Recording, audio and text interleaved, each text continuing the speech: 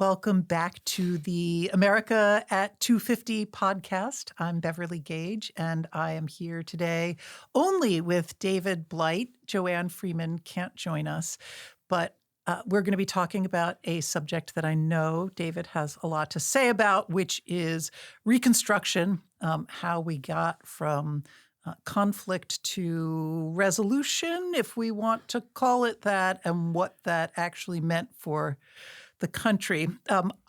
David, I used to run the Grand Strategy program here at Yale for a few years. And in the context of thinking about military strategy and grand strategy, the question of the peace is as important as the question of the war. Yeah. And in any conflict, you emerge with all sorts of issues that emerge. How are the people who lost going to be treated? How are they going to be reintegrated or not reintegrated back into the political body? Is this going to produce a revolutionary set of social changes or something much more modest? How is political power going to be distributed? How are the ruins of war going to be rebuilt? Who are the actual winners and losers? And of course, that in some sense is what defines a war as much as the hostilities itself. And for the American Civil War, that story is about this thing we call Reconstruction. And Reconstruction is a complicated thing that starts when and ends when? 1863 and 1877. But I thought maybe we could just spend some of this podcast walking through Reconstruction from beginning to end. I think that's important. I like that way of asking the question because it's happened, of course, in dozens of places throughout world history. What are the spoils of war? Who wins, who loses? In this case, Reconstruction is in part a prolonged referendum on the meaning of the war. It's a profound and long referendum on the verdict of Appomattox. Who won? And what did they win? And who lost? And what did they lose? So as we saw in at least one of my lectures, plans and schemes of Reconstruction begin during the war. There's a lot of wartime Reconstruction planning that goes on. There's Lincoln's idea of a lenient, fast Reconstruction done by the president. His so-called 10% plan, when 10% of the voting population of any given Confederate state pledged allegiance, agreed to this and to that, they would be readmitted to the Union by the president, which is not what the Constitution says. Only Congress can readmit states. But, of course, Lincoln took the position that they had never really left the Union. Congress, of course, is ruled by Republicans, what we've come to call radical Republicans. They had a very different view. They wanted Reconstruction longer, harsher, more fundamental in its changes to Southern society, especially its changes in black civil and political rights. They wanted the freed people now to be defined as citizens. So there are great differences, even between Lincoln and members of his own party, that set up this crisis. And it's a crisis from day one. How do you readmit 11 states who have committed, by any legal definition, a form of treason, made all a war upon the United States? How do you decide who to treat with, as they would say? Who do you talk to? Who represents a southern state? They have to settle that. But I've always said, and I'm hardly alone in this, that Reconstruction becomes, especially in its first 5 years, it's first a question of who's going to rule in the South. Is it going to be ex-Confederates? Is it going to be the federal government? And if it's the federal government, is it going to be black people participating in those governments? Second question is, who's going to rule in Washington, the president or the Congress? It's a true constitutional crisis, and it will end up in the impeachment of Andrew Johnson because he contests in his mere 3 years everything the Republicans try to do. He, in fact, vetoes everything he can, more vetoes than all previous presidents put together. And then the third question is, what are the dimensions of black freedom? If 4 million people have been freed from slavery, who are they? What are they? Where do they fit in the American Constitution? Who are they? What are they? And then a way of wrapping all three of those together is a question that, is Reconstruction going to be a kind of restoration of the past or a true reinvention of the United States, a true revolution to something new? I wonder if I can take you back then to a few early moments. So when I was traveling over the last few years for this road trip book, I spent a bunch of time in South Carolina. And one of the places that I went in South Carolina was Beaufort and down into the Sea Islands to visit what has become this, I think we've mentioned, this new set of National Park Service sites devoted to Reconstruction. The first ever sites and the first moments of Reconstruction. Yeah, so in some ways they were. It was known as the rehearsal for Reconstruction. And what is really interesting to me about the Beaufort story and the Sea Island story is that you can see all the different elements that were necessary for Reconstruction to happen sort of coming together there. So it was partly the presence of the Union military that makes it possible for many people to be emancipated, self-emancipated, and to take over land that they had been forced to till in slavery. So you see the formerly enslaved people building their own institutions, recreating their own families. Then you have all these abolitionists and reformers coming in, and each one of those was so essential to creating what happened there.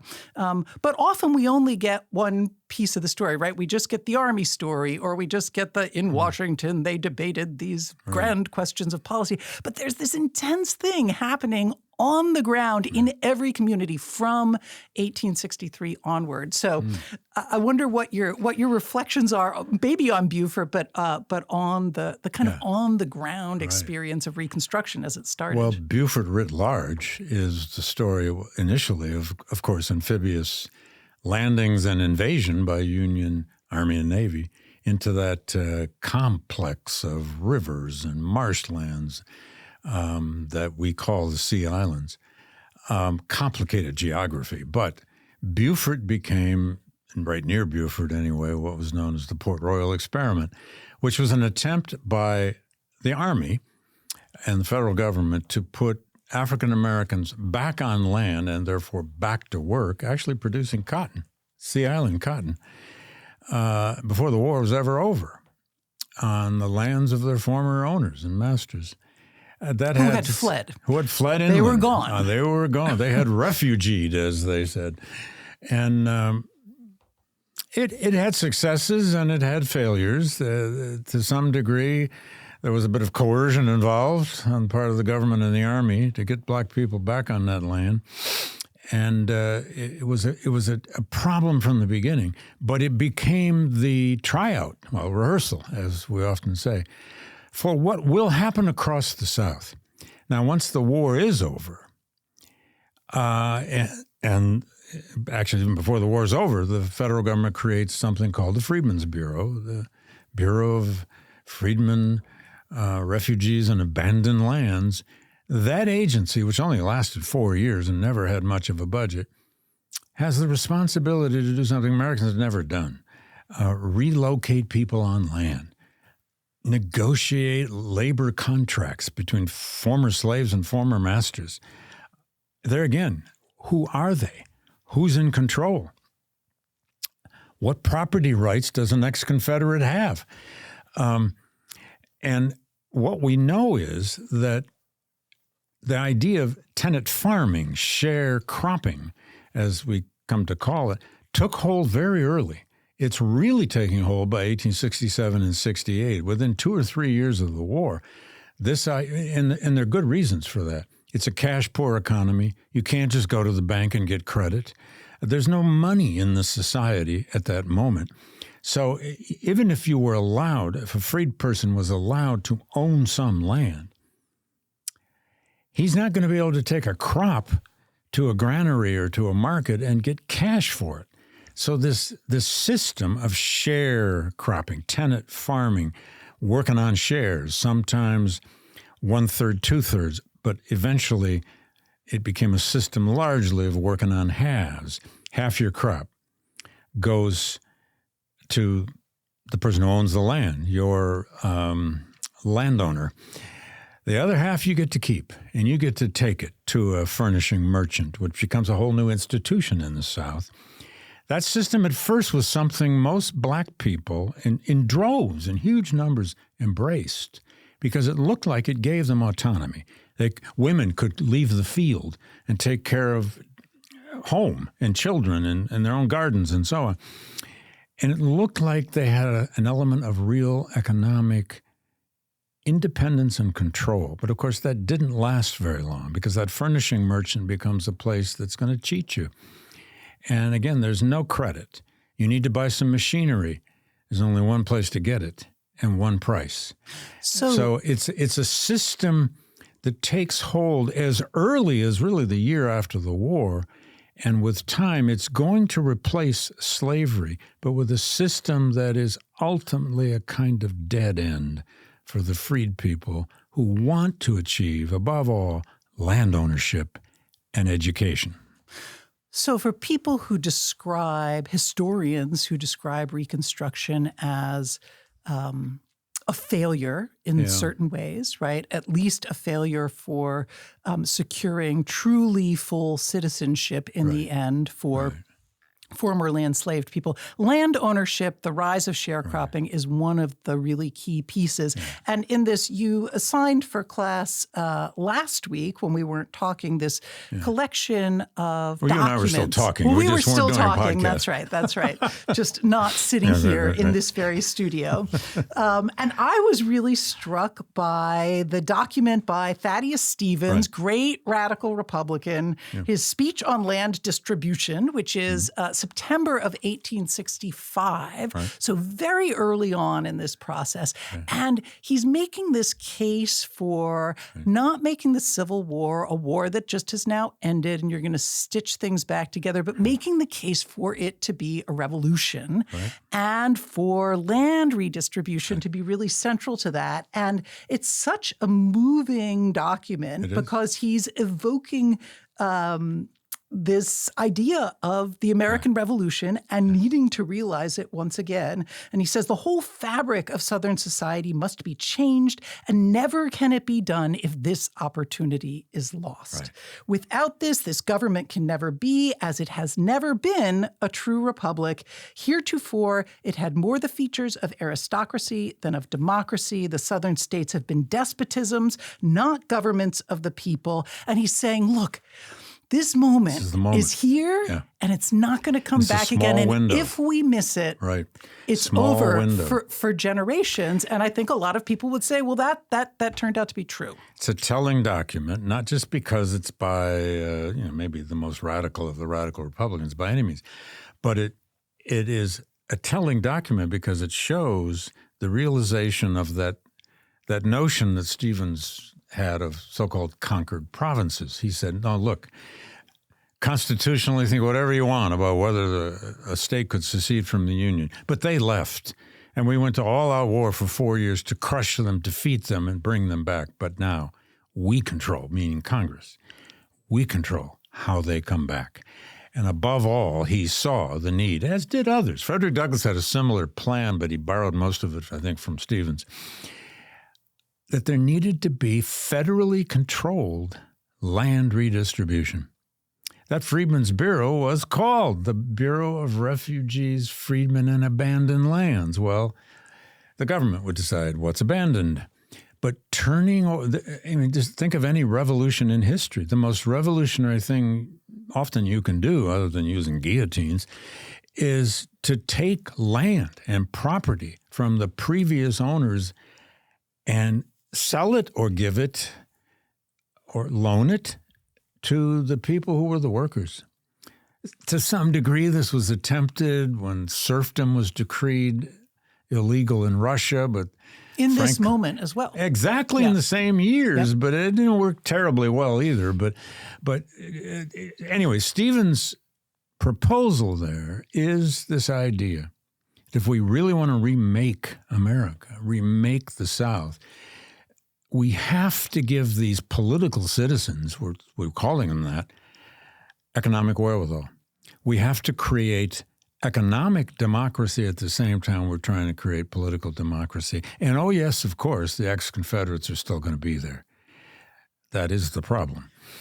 So that's going to turn out to be, little spoiler alert, as we're about to move into the 20th century, one of the big debates and claims of 20th century politics. The progressives, the New Dealers, they're going to come along and say, in a different kind of economy, in a different kind of context, that you cannot be a fully realized political citizen without having a certain kind of economic security. Right. And there are going to be a lot of debates about that, a lot of people who don't agree with that or have different definitions of economic security. But the relationship between political citizenship and economic citizenship is not going to disappear after this moment. Not at all. It's going to grow in importance. It's going to be a process over time, and we're still in that process, aren't we? So can we fast forward then a little bit to then the political crisis that this all creates in Washington in the 1860s. You talked a lot in lecture about the radical Republicans. We heard a little bit about Andrew Johnson, who is a real character. We didn't talk as much about the impeachment crisis, which, of course, over the last several years became one of those touchstones, one of those historical examples. We don't have that many. We apparently are going to have more and more, but we didn't have very many examples of this. None for a president, at least. And so, well, the Johnson impeachment is, of course, the template for all future, at least, considerations of presidential impeachment. And it came about precisely because you have two fundamentally different approaches to Reconstruction. Andrew Johnson's approach to Reconstruction was the Union as it was, the Constitution as it is. And what he meant by that is no civil and political rights for black people. Put the Union back together as fast as possible. Yes, slavery's over. Southern states must be readmitted quickly. And as fast as possible, we need to stitch this government back together with no revolution in liberty and political rights. The very opposite of what Stevens is wanting. And you read them, and if you actually read, and that's in the book too, Johnson's veto of the Civil Rights Act of 1866, you see in crystal clarity his vision of states' rights is how the federal government should function. He does not believe in any kind of rights for black people, and he wants it all done fast. Now, they lock horns, totally lock horns, and he's not a Republican. We need to remember that. Lincoln put him on the ticket in 1864 because he was the only senator of a seceded state that stayed in the Union. Of course, Lincoln didn't live long enough to regret it. But it's also interesting, too, we should say that in the hundreds and hundreds of books on Abraham Lincoln, it's very rare that anybody takes a moment to say, hey, why did he put Johnson on that ticket anyway? But that's another story.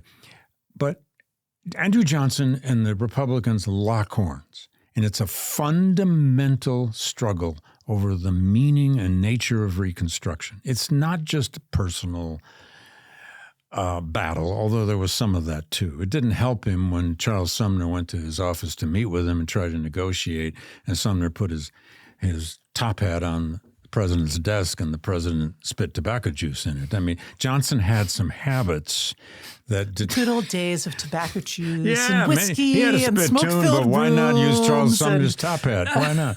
Anyway, poor Charles Sumner, he gets caned. People spit on him. I mean, this is a rough. Well, it's a rough he had career. a personality that drew some of that, but nevertheless. And so, but in the 66 off-year elections, the Republicans totally drubbed Johnson at the polls in the fall election of 66, and they returned to Congress then by 67, a veto-proof Congress, 2/3 majority of both houses. And that's when the Reconstruction Acts are all passed in the winter and spring of 1867. It puts the South under a military occupation to an extent. 5 military districts with a commanding general, and a process by which the states had to agree to the 14th Amendment, 13th Amendment, the 14th Amendment, the First Civil Rights Act, black suffrage, in order to get back in the Union.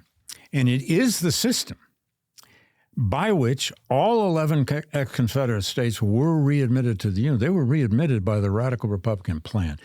But all through that process, from 66, 7, 68, big presidential election, into 69 and 70, and by 70, all of the ex-Confederate states are readmitted to the Union on that system.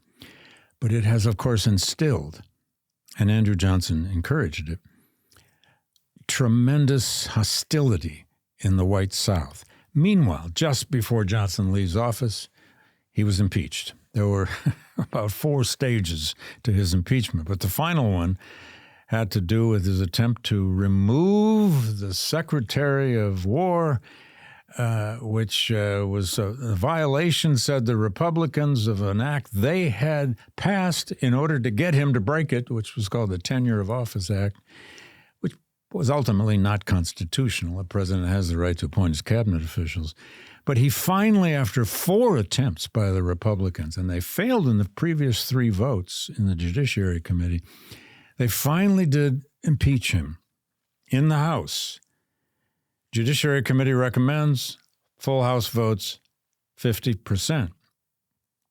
In the Senate trial, in the end, the Senate trial doesn't occur till the spring of 1868. And he's not going to run for office again. He promises that. I will never run again. And the Republicans get scared of what they've done. They are becoming the party of impeachment. They're becoming the party of throwing the president out. And there's a certain baggage to that. And so they begin to arrange a deal. It literally was an arranged deal that the vote would be cooked such that Johnson would be acquitted. Certain people had to cast their votes certain ways because of the presidential election that fall, and Ulysses Grant, the famous general, is their candidate, or most want him to be their candidate. They don't want to tar Grant with any of the responsibility of the impeachment, so let's get rid of impeachment, even though there's a lot of scholarship on this, and I have always personally agreed with that element of the scholarship, which I think is dead right, that Johnson should have been impeached, perhaps even earlier, for his brutal obstructions of Reconstruction policy, money allocated by Congress, laws passed by Congress, over and over and over, his personal obstruction to the process of Reconstruction. If impeachment means anything in the Constitution, he had committed impeachable offenses. So he's acquitted. He goes back home to Tennessee. And he actually ran again to go back to Congress. But as they say, old Andy never went back on his raisin.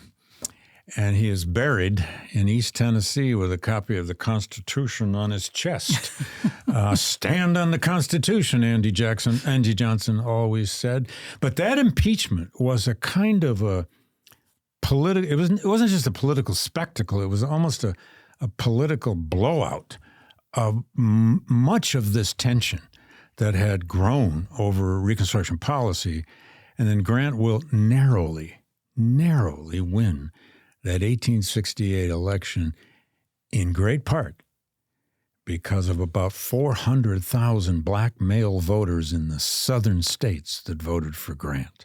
So I have a question about electoral politics and the electoral politics of Reconstruction. One of the things that has always puzzled me a little bit about the American Civil War, and maybe about everything that's happened since, is about the U.S. two-party system, but particularly in this moment when everything else is changing, when you're undoing the social order, you're freeing 4 million people from slavery, you're destroying the political system. How in the world do those parties survive? How did the Republican Party and the Democratic Party survive through this as the only 2 parties that we are still stuck with in this day, for better or worse? The 20th century is going to have lots of challenges to They're going to change a lot, but there's still 2 parties. They mean different things. systems. They build different coalitions. But so do you have a theory or an explanation for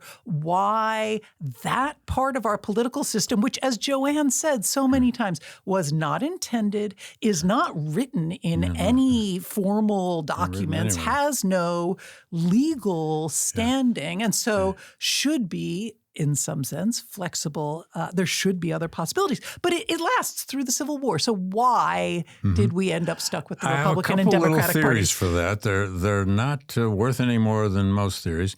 But one is midterm elections. Because in midterm elections, as we well know in our lifetimes, the party in power, in the presidency anyway, or in Congress, often suffers, usually suffers, because they're responsible for whatever is current. And that's going to happen in Reconstruction. The Democrats are going to have a blowout in the off-year election of 1874. And at that point, the Republican Party is saddled with Grant administration scandals. They're saddled with the terrible effects of the Panic of 1873, this economic depression, which is really hitting in by 74. And they are, by then, the party of all the conflict. They've led the country from 1861 to 1874 through Armageddon. And all of the issues over race and the Southern problem, the race problem. And for good reason, a lot of Northerners are not only tired of that, they're utterly preoccupied with the economy. So off-year elections, we see this in other places during Reconstruction, where the party out, which is usually the Democrats, make big gains. But here's one other thing.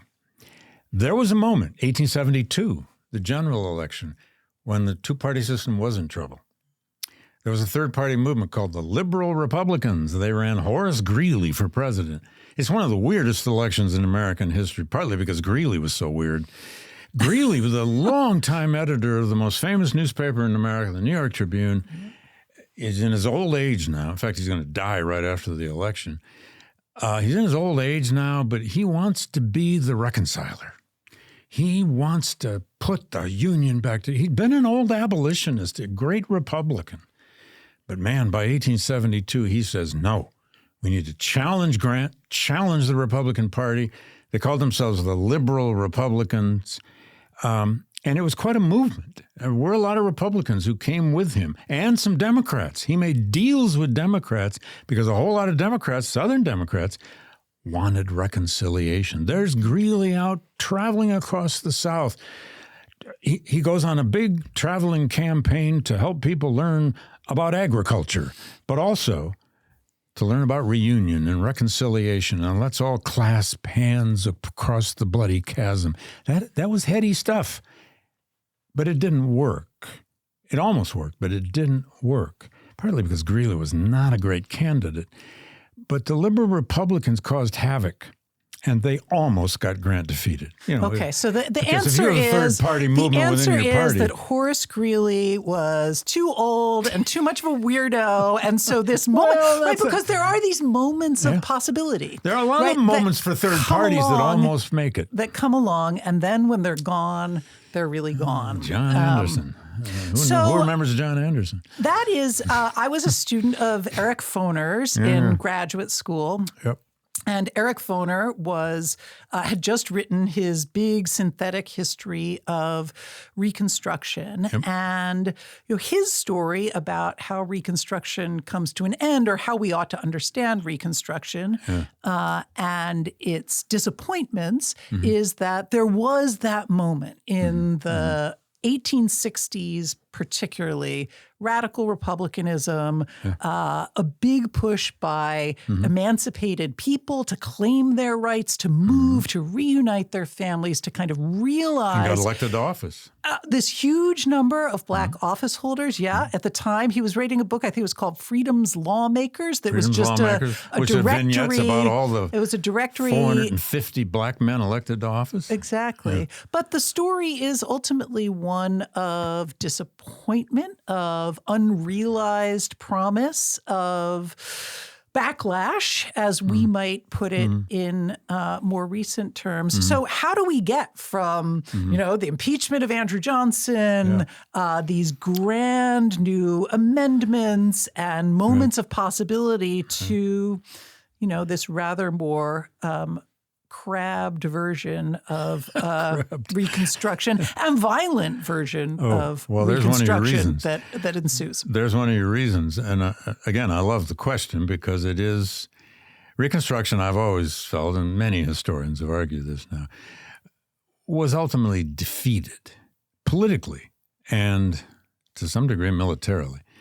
If you count these paramilitary groups like the Ku Klux Klan as military. Why was it defeated? Because it was a revolution, and all revolutions have counter-revolutions. They do. I'm not a big fan of cycles of history, but that's one cycle that tends to happen. If there's a big social revolution or political revolution, there will be a backlash. People react. Do they ever? The millennium was supposed to have come when Barack Obama was elected president twice. And where are we now? But anyway, so that process of the defeat of Reconstruction is setting in resistance in the white South and among Democrats in the North, who are states' rights Democrats and racist Democrats, as early as the passage of these Reconstruction Acts and the 15th Amendment. And the 15th Amendment, being the Voting Rights Amendment, as I said in my lecture, was viewed by people as, well, this is the last act. Everything's done now. We're done. Let us have peace, said Horace Greeley in the New York Tribune. And then he started running for president. But that resistance to Reconstruction in the South and among Northern Democrats was just as fierce as the radicals' ideas about equality and an interventionist activist government.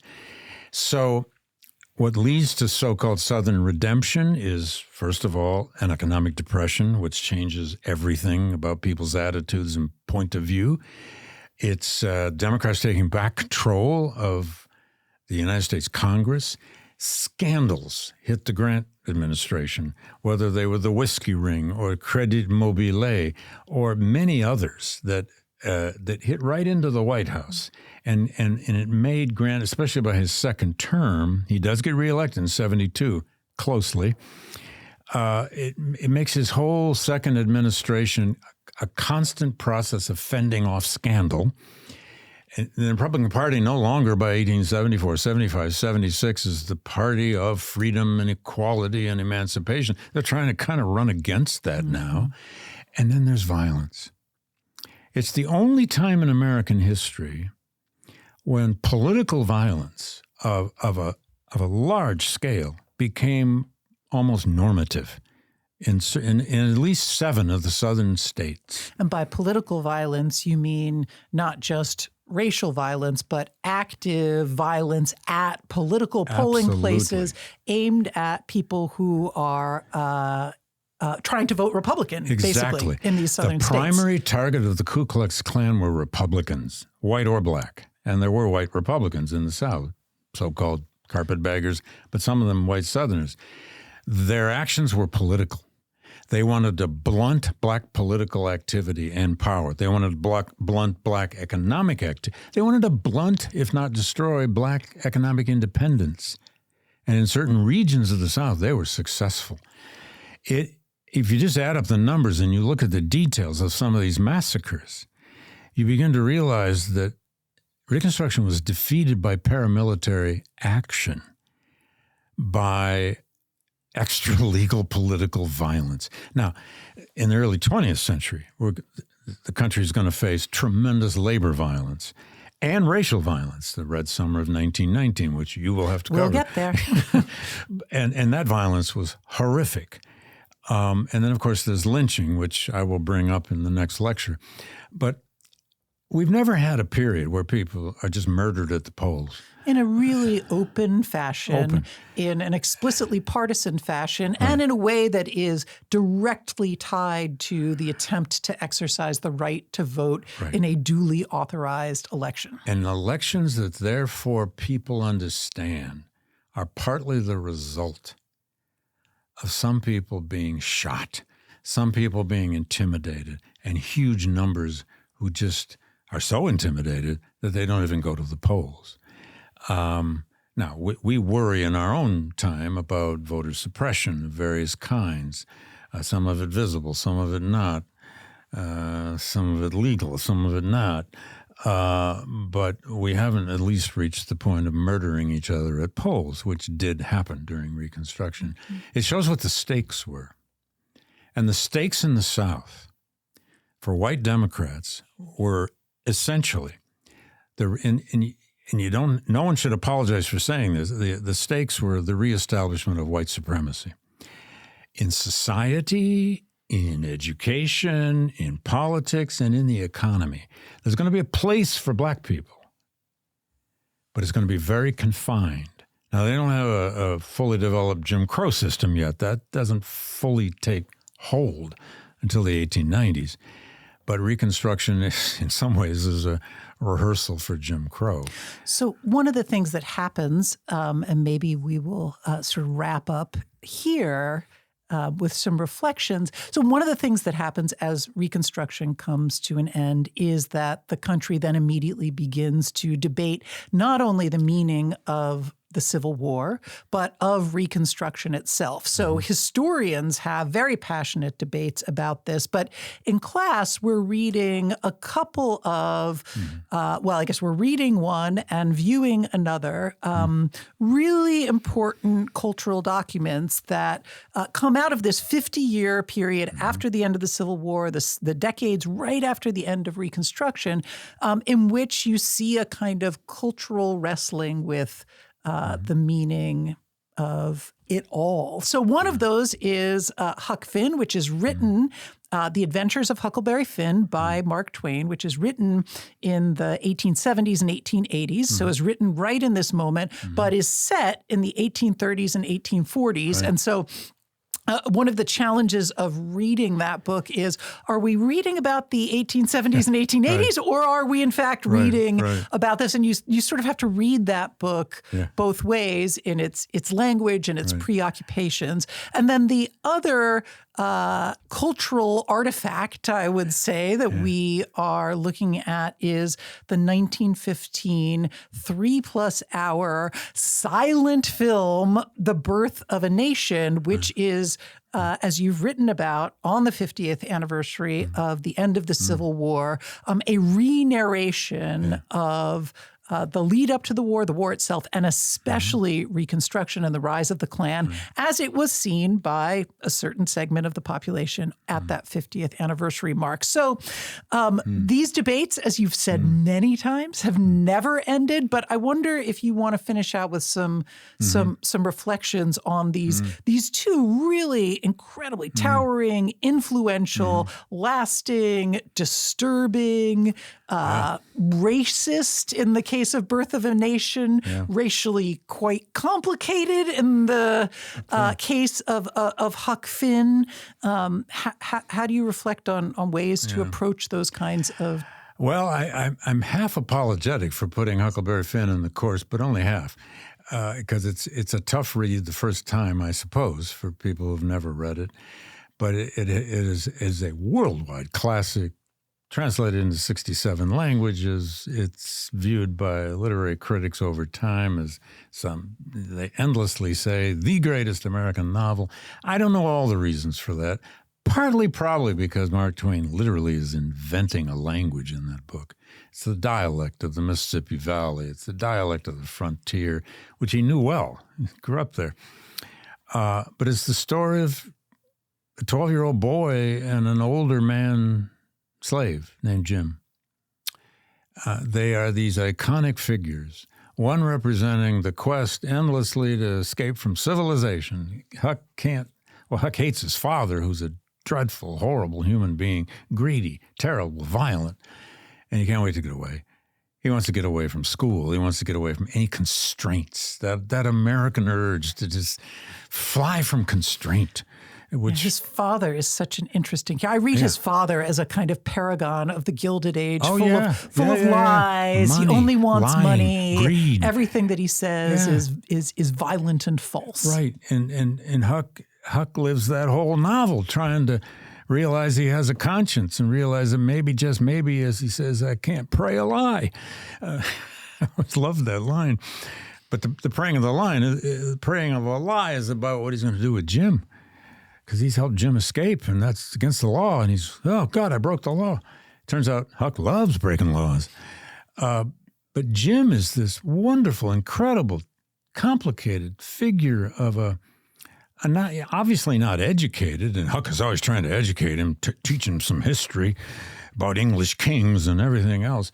But Jim has a wisdom about love and freedom and family and honest labor and protecting his friend, the simplest of virtues.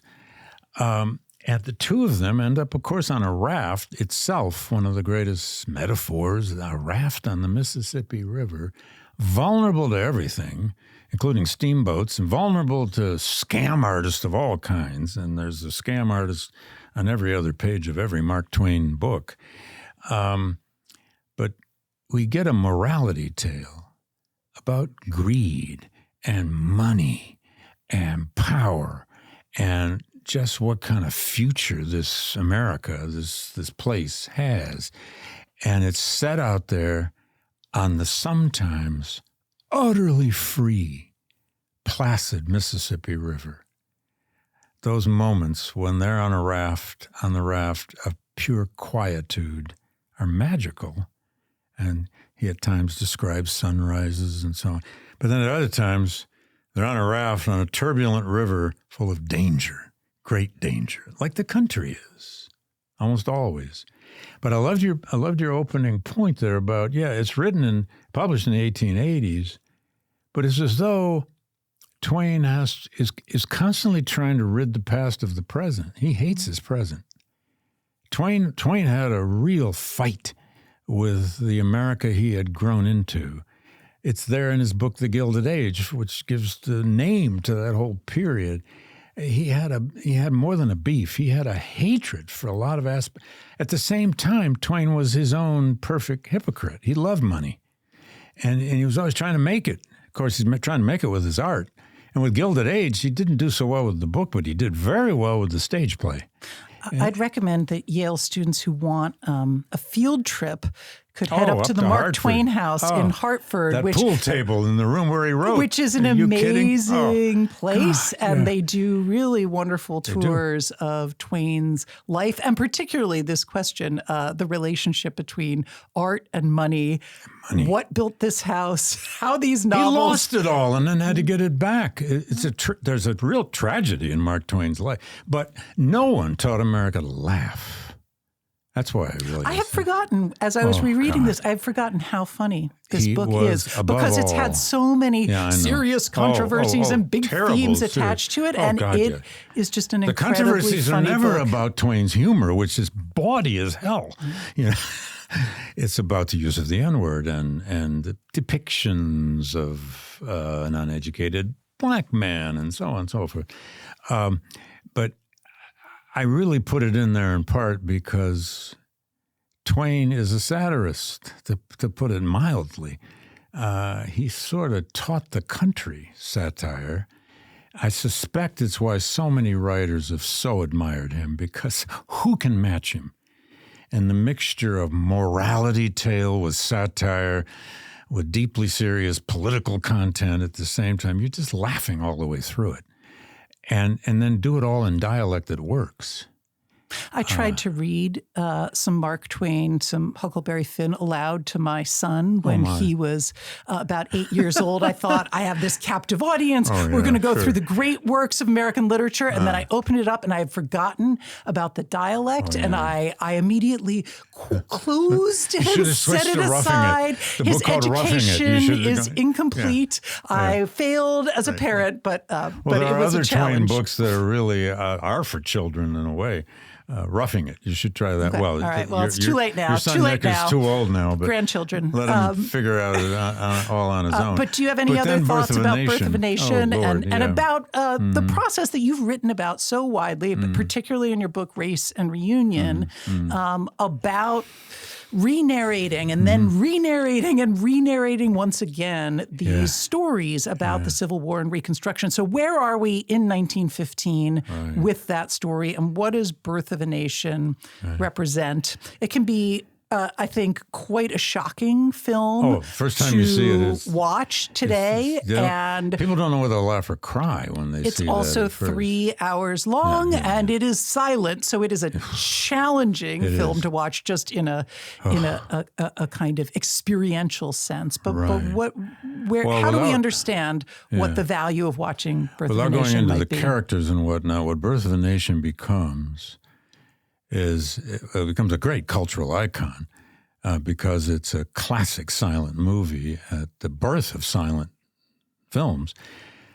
But it's also D.W. Griffith's way of capturing, based upon the novel and other writings of Thomas Dixon, deeply white supremacist, highly popular, successful novelist from the South, close friend of Woodrow Wilson's, book, The Klansman in particular. It's the summing up or the putting into visual form the basic version of the Civil War and Reconstruction that most Americans, by then, by the 50th anniversary of the war, had come to understand, observe, to a great degree believe in, not all, but by the time of the 50th anniversary, most Americans were comfortable. Most white Americans? Most white Americans. Yes, although the reconciliationist spirit also took hold of black people, too, in different ways. But most white Americans had come to believe that reconciling North and South, Northern whites and Southern whites, was a good thing. And that all sides had fought heroically and gloriously for their version of the right, and that Reconstruction had been a terrible period, a period when everything went to hell in a basket, when the country tried to be too radical. Black suffrage was too much too fast. 15th Amendment, terrible idea, needed another half century or something to work. Black people weren't ready for all the elements of freedom or the practice of liberty, and worse. And that all that violence, Klan violence, other kinds of violence, well, it's unfortunate, but probably necessary, if not even really important, for the reestablishment of white supremacy. So what you get in Birth of a Nation is... That was the narrative of 1915, of the moment of the 50th. It is. There's all kinds of reconciliationist culture at that time, not least of which was the famous blue-gray reunion at Gettysburg, which I highlighted so much in my book Race and Reunion, which was a festival of reconciliation between Northern and Southern veterans, soldiers. But in Birth of a Nation, you get, a white supremacist epic story. The heroes are the Klan, who liberate white women from black male rapists, who liberate villages and towns taken over by black politicians, who are always looking at white women in the wrong way, but always just taking power wherever they could get it and taking money wherever they can get it. They were corrupt. They were sex fiends, and they had to be stopped. They were a kind of a poison on the body politic. And in the end, it's the ride of the Klan that becomes the great climax of Birth of a Nation. But Birth of a Nation, of course, was a cinematic original. I mean, it did things with movie making no one had ever done before, as everyone says. But it also was wildly popular when it hit the theaters. But it was also roundly resisted. Protested from Los Angeles to New York to New Haven, Connecticut. Protests occurred everywhere. The NAACP led the protests. It's also always been, and this will be key, I think, for our students, if they only see an hour of it, to realize that it became a huge question of free speech. Was this just artistic freedom? Or was it a movie that can reach millions now that truly endangered people? I mean, Klan groups actually would ride horses and march outside theaters to celebrate this. So for black people, terrified by even the image of a Klansman, no less than James Weldon Johnson, the now soon-to-be, by 1916, field secretary of the NAACP, and many others like him, sometimes even moderate black leaders said, no, this has to be banned. It's so dangerous to put this in the public theater for children to see. And that's always been a tough question about free speech. What is one person's pornography is another person's freedom, and one person's racism is another person's freedom.